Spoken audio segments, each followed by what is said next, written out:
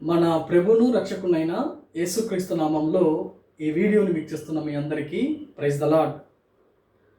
ఈ లోకంలో స్కూల్లో కావచ్చు, కాలేజీలో కావచ్చు, ఎక్కువగా స్టూడెంట్స్కి మనం నేర్పించేది ఏంటి అంటే క్రమశిక్షణ, డిసిప్లైన్. క్రమశిక్షణ కలిగి ఉండండి, క్రమశిక్షణ ఉంటేనే కదా మీకు చదువు వచ్చేది, క్రమశిక్షణ ఉంటేనే మీకు మంచి భవిష్యత్తు ఉంటుంది అని చెప్పి మనము, లేకపోతే మన యొక్క పిల్లల యొక్క స్కూల్లో కావచ్చు, కాలేజీలో కావచ్చు, ఎక్కడైనా సరే ఇదే మనకు చెప్తూ ఉంటారు. పేరెంట్స్ కూడా మీ పిల్లల్ని క్రమశిక్షణలో ఉంచుకోండి అని చెప్తూ ఉంటాం. మనం కూడా మన పిల్లల్ని క్రమశిక్షణలో పెంచాలని కూడా తల్లిదండ్రులు ఎంతో ఆశపడుతూ ఉంటారు. సరే, ఇదంతా ఏంటి అంటే మనకి ఈ లోకంలో ఉన్నప్పుడు చదువు విషయంలో, లేకపోతే మన యొక్క జీవిత విషయంలో క్రమశిక్షణ ఎంత అవసరమో, ఆధ్యాత్మిక బడిలో కూడా, ఆధ్యాత్మిక జీవితంలో కూడా క్రమశిక్షణ, డిసిప్లైన్ అంతే అవసరం.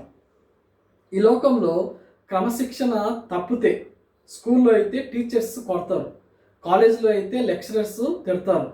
అయితే సమాజంలో క్రమశిక్షణ తప్పితే డిపార్ట్మెంట్ ఉంటుంది, ఆ డిపార్ట్మెంట్ కరెక్ట్ చేస్తుంది. అయితే మన యొక్క ఆధ్యాత్మిక జీవితంలో, ఆధ్యాత్మిక బడిలో మన క్రమశిక్షణ సరిగా లేకపోతే ఎవరు కంట్రోల్ చేస్తారు?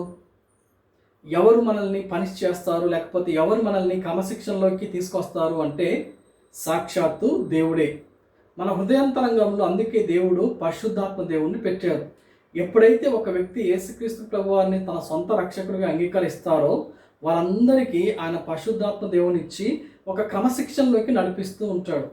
అయితే చాలాసార్లు మనం ఏం చేస్తామంటే ఆ క్రమశిక్షణ, పరిశుద్ధాత్మ దేవుడు చెప్పేది కూడా మనం వినకుండా మనం క్రమశిక్ష రహితంగా మనం వెళ్తున్నప్పుడు దేవుడు బెత్తంతో గద్దిస్తాడు. అంటే అర్థం ఏంటంటే ఏదో ఒక శ్రమ, కష్టమో, లేకపోతే ఏదో ఒక విధానంలో నిన్ను సరిచేయడానికి దేవుడు ట్రై చేస్తూనే ఉంటాడు.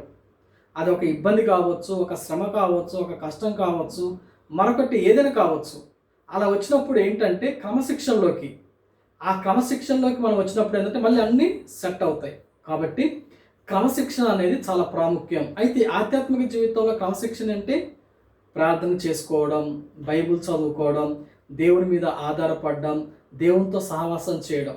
ఇవన్నీ చేయడం వల్ల దేవునికి ఏమన్నా ఇవి చేయకపోతే దేవునికి ఏమన్నా ఆయన ప్రభావం తగ్గుతుందా అంటే లేదు. ఆయన ప్రభావం కానీ, ఆయన యొక్క తేజస్సు కానీ, ఆయన యొక్క మహిమ కానీ ఎప్పటికీ తగ్గదు. ఎందుకు దేవుడు మానవుల్ని మీరు ప్రార్థించండి, మీరు స్తుతించండి, మీరు నాతో సహవాసం చేయని దేవుడు ఎందుకు చెప్తున్నాడంటే మన జీవితాల్ని చక్కపరచడానికి, మనల్ని మంచిగా ఆశీర్వదించి పరలోక రాజ్యానికి ఒక వారసులుగా మనల్ని తయారు చేయడానికి తప్ప మరొక దానికి కాదు. అంటే మన మేలుకే.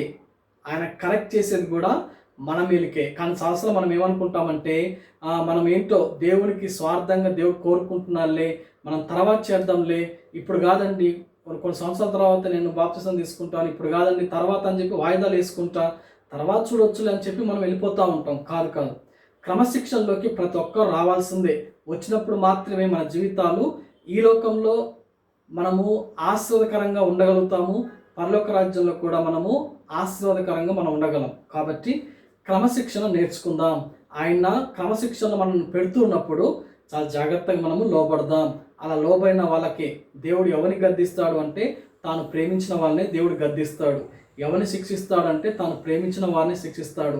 తాను ప్రేమించిన వాళ్ళ జోలికి దేవుడు వెళ్ళడు. ఎవరైతే అనుమతిస్తారో, యేసయ్యా నా హృదయంలోకి వచ్చి నన్ను క్రమశిక్షణలోకి తీసుకురా, నా జీవితాన్ని బాగు చేయని కోరుకుంటారో వాళ్ళ జీవితంలోనే దేవుడు ఇవన్నీ చేస్తాడు. కానీ నాకు వద్దు ప్రభువా అన్న వాళ్ళ జీవితానికి దేవుడు బలవంతంగా ఎప్పుడు ఏమీ చేయడు. కాబట్టి మనము ఆయన దగ్గరికి వద్దాం, ఆయన అడుగుదాం, మన జీవితాలని చక్కబద్దుదాం, మనల్ని క్రమశిక్షణలోకి దేవుడు నడిపించునుగాక.